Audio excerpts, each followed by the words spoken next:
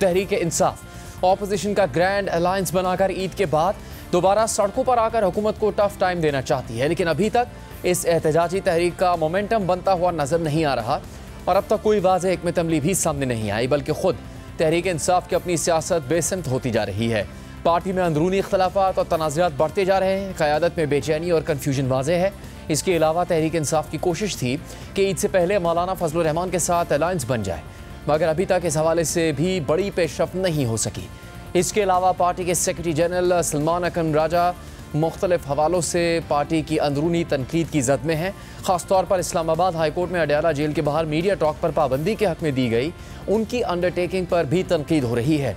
इस हवाले से PTI खैबर पख्तूनख्वा के सदर जुनैद अकबर तनकीद को जायज़ करार देते हुए कहते हैं कि शायद सलमान अकरम राजा ने इसलिए अंडरटेकिंग दी हो कि हुकूमत के पास कोई बहाना ना रहे। तनकीद है, काफ़ी लोगों की है और जायज़ तनकीद है, लेकिन राजा साहब ने शायद ये समझा हो कि हम ये फिडेवर्ट देख ताकि ये बहाना भी ख़त्म हो। यही बताया गया था कि ये खान से मुलाकात करके वापस आके मीडिया पे इस तरह की बातें करते हैं जो मुनासिब नहीं है, तो हमने ये बहाना भी ख़त्म किया कि ये हमने अंडरटेकिंग दी कि हम यहाँ पर मीडिया के सामने, लेकिन आपने देखा कि एक कोई बहाना था। असल इसका मकसद ये था कि खान साहब को हमारी पार्टी की क़यादत को इतना मजबूर किए कि अपनी शराइत मनवा सकें। इससे पहले वकील फैसल चौधरी ने तनकीद करते हुए कहा कि इस तरह तो इमरान खान का मौक़िफ़ बाहर नहीं आ सकेगा। ये जो गैगिंग ऑर्डर आया है इस्लामाबाद हाई कोर्ट की तरफ से, इससे तो इमरान खान का नैरेटिव जो है वो बिल्कुल ख़त्म हो जाएगा और इमरान खान साहब का नैरेटिव बाहर नहीं आ सकेगा। इस पर काफ़ी तशवीश है और ये जो कंसेंट दिया गया है ये पार्टी में या लीगल कमेटी में या इमरान खान साहब से भी डिस्कस नहीं किया गया। जिस रूल का हवाला इस जजमेंट में दिया गया है और इस पर कंसेंट दी गई है वो रूल एजाज इसहाक साहब अपनी एक जजमेंट जो शेर अफजल मरवत साहब की पिटीशन में थी उसमें अल्ट्रा वायरस डिक्लेयर करके उसको सेट असाइड कर चुके हैं। फैसले में तो लिखा है कि सलमान अकरम राजा हैज गिवन अंडरटेकिंग। अगर ये क्वेश्चन मेरे से पुट होता तो मैं और वकील जज से पूछता कि आप किस कानून के तहत ये अंडरटेकिंग ले रहे हैं। ये अंडरटेकिंग मैं नहीं दूंगा और जब से मैं मुशावरत करूंगा अदालत कोई भी ऐसा एम्बार्गो नहीं लगा सकती जिसकी कानून में एग्जिस्टेंस ना हो। सिर्फ यही नहीं, तहरीक इंसाफ खैबर पख्तूनख्वा को पार्टी का सबसे मजबूत और मुतहरिक चैप्टर समझा जाता है, मगर अब वहाँ भी इख्तलाफात की नौयत शदीद हो गई है। वज़ीर आला खैबर पख्तूनख्वा अली अमीन गंडापुर की पार्टी में गिरफ्त इंतहाई कमज़ोर होती जा रही है। पहले उनसे पार्टी की सूबाई सदारत ले ली गई और जुनैद अकबर को सूबाई सदर बनाया गया, जिसके बाद कुछ अरसे तक ये तासुर दिया गया कि जुनैद अकबर और अली अमीन गंडापुर में कोई इख्तलाफात नहीं है और दोनों में बेहतरीन वर्किंग रिलेशनशिप है। मगर अब जुनैद अकबर ने पार्टी के अहम सूबाई ओहदों से अली अमीन गंडापुर के मुकर्रर करदा रहनुमाओं को निकाल कर उनके मुखालिफ ग्रुप के रहनुमाओं को जिम्मेदारियाँ दे दी हैं। दी न्यूज़ के सहाफ़ी मुश्ताक यूसुफजई की खबर के मुताबिक अली अमीन गंडापुर को बड़ा सियासी धचका लगा है। पार्टी के सूबाई सदर जुनैद अकबर ने अली अमीन गंडापुर के फैसले को वापस लेते हुए आतिफ खान को दोबारा पेशावर रीजन का सदर मुकर्रर कर दिया है और अरबाब शेर अली को जनरल सेक्रेटरी मुकर्रर कर दिया है। अली अमीन गंडापुर ने इन दोनों रहनुमाओं को अगस्त 2024 में मज़कूरा पार्टी ओहदों से हटा दिया था। ताहम पार्टी लीडरशिप के मुताबिक पेशावर रीजन के साबिक सेक्रेटरी जनरल कामरान बंगश ने खुद भी जुनैद अकबर और आतिफ खान से जिम्मेदारी वापस लेने की दरख्वास्त की थी। पेशावर रीजन इसीलिए भी अहम समझा जाता है क्योंकि इसमें सूबे के 5 सेंट्रल डिस्ट्रिक्ट शामिल हैं, जिनमें पेशावर, नौशहरा, चारसद्दा, मर्दान और स्वाबी शामिल हैं। खबर के मुताबिक पार्टी के सीनियर सूबाई रहनुमाओं का कहना है कि पार्टी अब भी अंदरूनी इख्तलाफात का शिकार है, जिससे तहरीक इंसाफ और इसकी साख को शदीद नुकसान पहुँच रहा है। अली अमीन गंडापुर को उस वक्त ही सियासी धचका लगा था जब वो पार्टी की सूबाई सदारत से महरूम हो गए थे।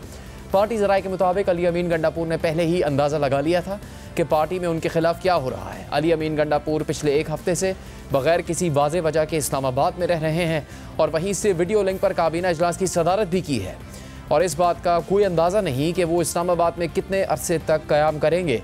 एक सीनियर पार्टी रहनुमा ने बताया कि पार्टी में यह अमूमी इत्तफ़ाक़ राय पाया जाता है कि अली अमीन गंडापुर के इस्लामाबाद में क़याम का बुनियादी मकसद कुछ पार्टी रहनुमाओं को इमरान खान से मिलने से रोकना है। खबर के मुताबिक अली अमीन गंडापुर से इस हवाले से मौक़िफ़ लेने की कोशिश की गई मगर वो दस्तयाब नहीं थे। जबकि हाल ही में पार्टी से निकाले गए शेर अफजल मरवत ने कहा है कि PTI में फॉरवर्ड ब्लॉक बनने जा रहा है। अली अमीन गंडापुर को वज़ारत आला से हटाने की कोशिश हो रही है।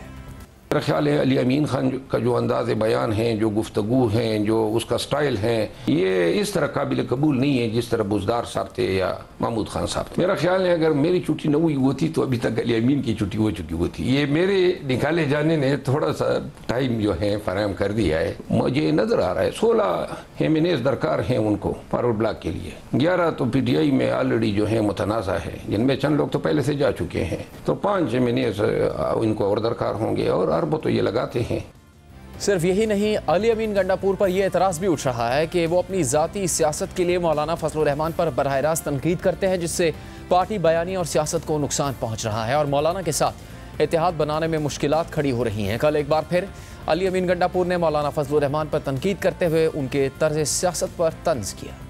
मौलाना साहब एक बहुत ही समझदार सियासतदान है, जरदारी साहब भी बहुत समझदार है, वो मौलाना साहब भी है, ये दोनों टॉप पे जा रहे हैं इस वक्त। जरदारी साहब ऐसा फिट इन करते हैं ना अपना आपको सिस्टम में कि बस अब मैं क्या बताऊं, वो कहते हैं ना वन साइज फिट ऑल, वो पॉलिटिक्स में जरदारी साहब का ये रोल है। और मौलाना साहब जो है ना with this size he can fit anywhere. और अभी तो हर हुकूमत का हिस्सा हो रहे हैं। सर ये कोई बड़ी बात तो नहीं, हमने कौन सा मौलाना साहब ऐसा कोई गिला कर लिया है, अगर वो चले गए हैं तो ठीक है, अगर किसी ने किया है तो मौलाना साहब नाम बता देना, जनरलाइज बात कर दी कि जी मुझे कमिट किया था, किसने किया था, जिनको साहब को रब्ता था उनसे वो बात कर ले। मौलाना साहब को मैं ऑफर दे चुका हूँ इमरान खान की वजह से कि मौलाना साहब जो है ना उनके साथ मुझे कोई मसला नहीं है, कोई सियासी इख्तिलाफ वाली कोई बात नहीं है। वो कहते हैं उनकी शर्तों में एक शर्त है ना कि अली अमीन से मामला हल कर लो।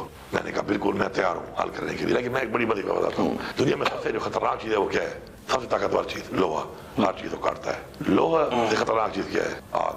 आग से पावरफुल चीज क्या है, पानी। पानी आग को ही बुझा देता है। पानी से पावरफुल चीज क्या है, इंसान। पानी को भी पी जाता है। इंसान से क्या ताकतवर चीज है, उसकी मौत। मौत से ज्यादा ताकतवर चीज क्या है, सदका, जो मौत को मिटा लेता है। लेकिन हमारा ऐसे भी है जो सदके को भी खा जाते हैं। इस पर रद्दअमल देते हुए तर्जुमान JUI असलम गौरी ने कहा कि अली अमीन गंडापुर मौलाना फजलुर रहमान के खिलाफ हर्जा सराई कर रहे हैं और तहरीक इंसाफ और JUI के दरमियान फासले बढ़ाने की साजिश कर रहे हैं। अली अमीन गंडापुर तहरीक इंसाफ के गोरबचोफ हैं। जैसे जैसे JUI और PTI के दरमियान फासले कम हो रहे हैं, इख्तलाफात कम हो रहे हैं और माहौल बेहतर हो रहा है, हम किसी ग्रैंड अलायंस की तरफ बढ़ रहे हैं, वैसे वैसे इस किस्म के लोग नहीं चाहते कि मुल्क में ग्रैंड अलायंस बने, अपोजिशन का मजबूत अलायंस बने और हुकूमतों के खिलाफ साफ ज़ाहिर तमाम हुकूमतें होंगी वो इसका निशाना होंगी, तो उनके खिलाफ कोई तहरीक चले, इसलिए वो खौफजदा हैं और इस किस्म की हरकतें करते हैं। आपको पता होना चाहिए कि तहरीक इंसाफ के बानी की वाज़ेह हदायत है अली अमीन के लिए कि वो मौलाना फजलुर रहमान साहब के खिलाफ कोई हर्जा सराई नहीं करेंगे। उसके बावजूद उनकी ये हरकत ये जाहिर कर रही है कि वो अपने बानी के भी इस वक्त हुक्म के पाबंद नहीं रहे हैं और PTI की गोरबा चौक पढ़ने की कोशिश कर रहे हैं, PTI के अंदर साजिशें कर रहे हैं और ये उनकी बहुत बड़ी साजिश है, आइंदा बढ़ने वाले ग्रैंड अलायंस में रुकावट डालने के लिए उनकी बहुत बड़ी साजिश है। इस सब के अलावा अली अमीन गंडापुर का बतौर वज़ीर आला सूबे में अमन अमान की सूरत हाल पर विफाक के साथ तनाज़ा भी बढ़ता जा रहा है। आज वज़ीर मुमलिकत बराए दाखिला तलाल चौधरी ने सूबाई हुकूमत की कारकर्दगी पर सवाल उठाते हुए कहा कि 13 साल से खैबर पख्तूनख्वा में PTI की हुकूमत है। वज़ीर आला किसी को ताना देने या बहाना बनाने से पहले अपने गिरबान में झांकें। KPK के CM का ये कहना कि ये दहशतगर्दी वहां से लोग आ जाते हैं, वहां से लोग आए नहीं हैं, वहां से रेड कारपेट बिछाकर और बॉर्डर खोल के बानी PTI ने 4000 दहशतगर्दों को बसाया है KP में और पाकिस्तान में। अपना गिरेबान झांके, CTD कमजोर होने की वजह से KP में दहशतगर्दी होती है। अपनी जिम्मेदारी पूरी करने से बचना, कोई बहाना बनाना। CTD डिपार्टमेंट या तो ज्यादातर जिलों में है ही नहीं, अगर कहीं है तो लूला लंगड़ा बेचारे बेजादो मददगार है। किसने दहशतगर्दी के खिलाफ लड़ने वाले अदारों को बनाना था? उस 13 साल की हुकूमत करने वालों ने बनाना था या किसी और ने? ज़राए के मुताबिक दहशतगर्दी के मसले पर वज़ीर आज़म की ज़ेर सदारत वफाकी और सूबाई क़यादत का वज़ीर आज़म हाउस में अहम इजलास हुआ। इजलास में अस्करी और सिविल क़यादत चारों सूबों आज़ाद कश्मीर और गिलगित बल्तिस्तान से भी नुमाइंदे शरीक हुए। इजलास में नेशनल एक्शन प्लान के तहत कौमी बयानी को मजबूत करने पर इतफाक़ किया गया। इजलास में फैसला किया गया कि जाफर एक्सप्रेस के हमलावरों को दुनिया के सामने बेनकाब करने में कोई कसर न छोड़ी जाए।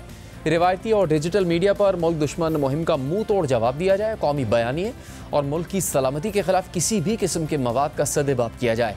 साथ ही मुल्क की सलामती और हम आहंगी के लिए तमाम सूबों के ताउन और आपसी रवाबित को बढ़ाने पर इतफाक़ किया गया।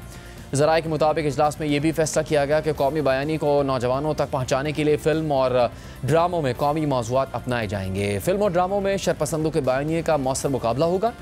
कौमी बयानी के लिए डिजिटल मीडिया पर भी मवाद नशर किया जाएगा। दहशतगर्दी के मनफी माशरती असरात को उजागर किया जाएगा और सोशल मीडिया पर झूठी खबरों का सदेबाप किया जाएगा।